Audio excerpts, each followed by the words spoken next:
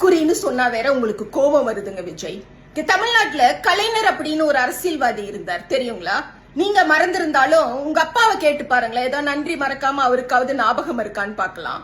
அப்புறம் அந்த கலைஞர் தன்னுடைய தொண்டர்கள் மத்தியில பேசுறப்போ என் உயிரினும் மேலான அன்பு உடன்பிறப்புகளே அப்படிங்கிற ஒரு வாக்கியத்தை சொல்லிட்டு தான் உரைய ஆரம்பிப்பாருங்க.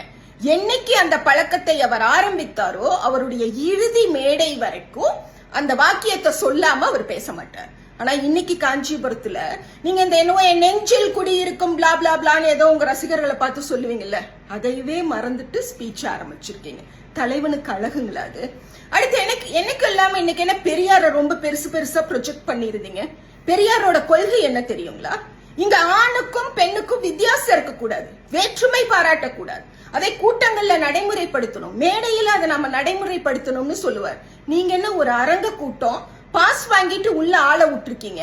அப்படிப்பட்ட ஒரு கூட்டத்திலேயே பொம்பளை பிள்ளைங்களை எல்லாம் தனியா உட்கார வச்சு, ஆம்பளை பசங்களை எல்லாம் தனியா உட்கார வச்சு, நடுவுல ஒரு பேரிகார்டை போட்டு, அப்புறம் அதுக்கு ஒரு திரை வேற போட்டு மறைச்சிருக்கீங்களே, பெண்களை பாதுகாத்திருக்கீங்க. நான் ஒத்துக்கிறேன், அவ்வளவு தூரம் உங்களுடைய ரசிகர்கள் மோசமானவர்களா?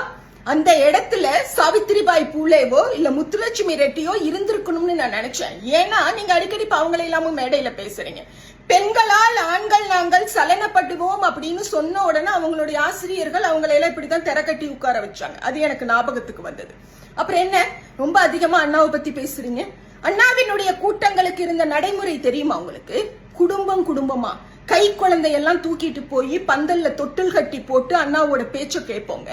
3 மாசம் 5 மாச குழந்தைங்களை திராவிட இயக்க தலைவர்கள் கையில கொடுத்து பேரு வச்சு வாங்குற வழக்கம் இங்க உண்டு. நீங்க ஒரு அரங்கத்துக்குள்ள கூட்டம் நடத்துறீங்க, உங்களுடைய ரசிகர்கள் தான் அந்த இடத்துல இருக்கிறாங்க. ஆனாலும் 10-12 வயசுல இருக்கக்கூடிய குழந்தைங்களுக்கு அனுமதி இல்லைன்னு சொல்லியிருக்கீங்களே, அப்போ உங்க ரசிகர்களால் அந்த குழந்தைகளுக்கு பாதிப்பு வரும்னு நீங்க நம்புறீங்க. அதை எங்களுக்கு தெளிவுபடுத்தி இருக்கீங்க. அடுத்து ஏதோ நான் வச்ச குறி தப்பாது, தப்புன்னா நான் குறிய வைக்க மாட்டேன்னு சொன்னீங்கல்ல, அந்த தலைவா படத்தப்போ நீங்களும் உங்க அப்பாவும் இப்படி போய் நின்னு அந்த லீட் டு ரூலோ ஏதோ ஒரு சப்டைட்டில் எல்லாம் ரிமூவ் பண்ணுங்கல்ல, அப்பவும் அப்படிதானுங்களா? உங்களுக்கு எவ்வளோ ஒரு இது இருந்தா, மனசுக்குள்ள எந்த ஒரு தைரியம் இருந்தா இந்த அளவுக்கு உங்களால பேச முடியும். ஆனா அப்ப நம்ம சொல்லலாமா தோழர், ரொம்ப கிரிஞ்சா பேசிருக்கீங்க, சும்மா உடான் சுட்டிருக்கீங்க, நல்ல டயலாக் ப்ரிப்பேர் பண்ணிருக்கப்பா, அடிக்கடி இந்த டயலாக் மறந்துருச்சுன்னு சொல்லி ஸ்கிரிப்ட் பேப்பரை பாத்தியா அப்படின்ற மாதிரி நாங்க கேட்கலாமா? இதுல அவரு வேற ஃபர்ஸ்ட் அங்கிள்னு சொல்லிட்டாரு, ஃபைனல் டச்ல தாய் மாமாவா எங்க சார் போனாரு இத்தனை நாள்? 50 வருஷமா அந்த தாய் மாமா எங்க போனாரு? ஒரு தாய் மாமான்னு என்ன பண்ணணும்?